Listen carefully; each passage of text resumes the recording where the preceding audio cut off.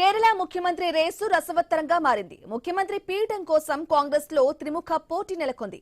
AICC పరిశీలకులు Mukul Wasnik, Ajay Maken party ఎమ్మెల్యేలతో సమావేశమై అభిప్రాయ సేకరణ చేపట్టారు.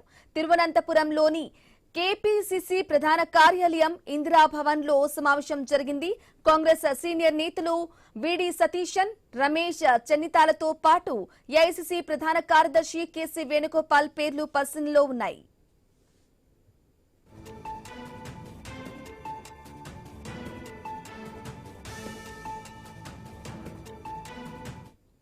ఇక సీఎం అభ్యర్థి ఎంపికపై అందరితో విడివిడిగా మాట్లాడామని, ఢిల్లీకి వెళ్లి తమ నివేదికను పార్టీకి అందజేస్తామని కేపీసీసీ అధ్యక్షుడు సన్నీ జోసెఫ్ తెలిపారు. అటు ఏఐసీసీ పరిశీలకులు పార్టీ సీనియర్ నేతలతో, యూడీఎఫ్ మిత్రపక్షాల నేతలతోనూ సమావేశమై చర్చలు జరిపారు. ముఖ్యమంత్రి అభ్యర్థి ఎవరనేది ఇంకా ఫైనల్ కాకముందే వీడి సతీశన్ స్వస్థలమైన కొచ్చిన్లోని నెట్టూరులో ఆయనకు మద్దతుగా కార్యకర్తలు ప్రదర్శన నిర్వహించారు.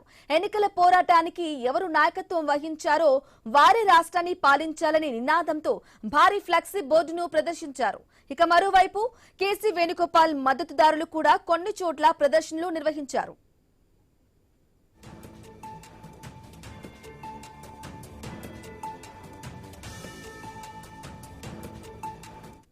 ఇక కేసీ వేణుగోపాల్ ప్రస్తుతం ఏఐసీసీ ప్రధాన కార్యదర్శి హోదాలో ఉన్నారు. పార్టీ హైకమాండ్లోని ముఖ్య నేతలతోనూ ఆయనకు మంచి సంబంధాలు ఉన్నాయి. ప్రత్యేకించి రాహుల్ గాంధీతో మంచి సాన్నిహిత్యం ఉంది.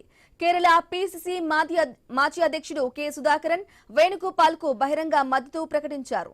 2024 సాధారణ ఎన్నికల్లో కేరళలోని అలప్పల లోక్సభ స్థానం నుంచి కేసీ వేణుగోపాల్ గెలిచారు. ఇక 2021 నుంచి కేరళ అసెంబ్లీ ఎన్నికల్లో వీడి సతీశన్ ప్రతిపక్ష నేతగా వ్యవహరించారు.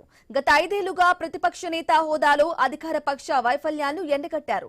కాంగ్రెస్ పార్టీని తిరిగి అధికారంలోకి తీసుకురావడంలో కీలక పాత్ర పోషించారు. తాజాగా ఎన్నికల్లో పరవూర్ అసెంబ్లీ స్థానం నుంచి వరుసగా 6సారి ఘన విజయం సాధించారు.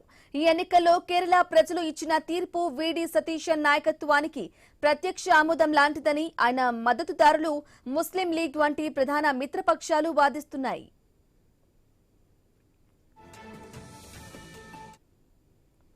ఇక సీఎం రేసులో ఉన్న మరో పోటీదారుడు రమేష్ చెన్నితాల గతంలో కేరళ హోంమంత్రిగా, అసెంబ్లీలో ప్రతిపక్ష నేతగా, కేపీసీసీ అధ్యక్షుడిగా పనిచేశారు. కాంగ్రెస్ విధాన నిర్ణయక కమిటీ సిడబ్ల్యూసీలో ఆయన శాశ్వత ఆహ్వానితుడిగా ఉన్నారు. మహారాష్ట్ర కాంగ్రెస్ వ్యవహారాల పరిశీలకుడిగా, ఇన్ఛార్జిగా కూడా బాధ్యతలు నిర్వర్తిస్తున్నారు. ఇక ప్రస్తుత ఎన్నికల్లో హరిపాద్ అసెంబ్లీ స్థానం నుంచి వరుసగా 6సారి ఘన విజయం సాధించారు.